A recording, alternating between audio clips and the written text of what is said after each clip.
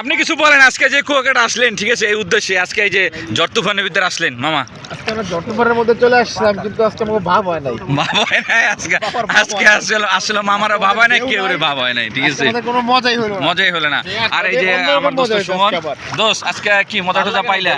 ঢেউ নাই, সবাই নিরিবিলি দেন, গলা পানি এসে পড়ছে, কোনো ঢেউ নাই।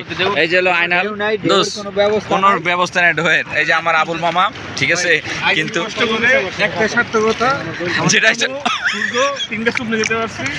আবুলের সার্থকতা একটাই আমাদের যে, কিন্তু সার্থকতা আছে। আমরা এই যে সবগুলো friend quality full time spend করলাম খুব।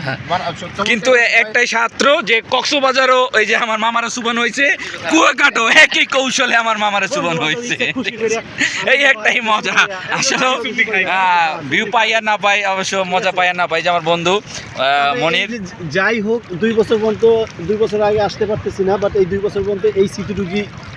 আসলে আজকের এই উদ্দেশ্য হয়েছে মনির ভাইয়ের জন্যই। আসলে আমরা ওয়েট করতেছিলাম যে মনির ভাই কবে আসবে ফ্রান্সের থেকে, আর আমরা ছোটখাটো একটা ট্যুর দেবো। এই জন্য আসলে মনির ভাইয়ের উদ্দেশ্যে আমরা খুব শর্টে একটা ট্যুর দিছি।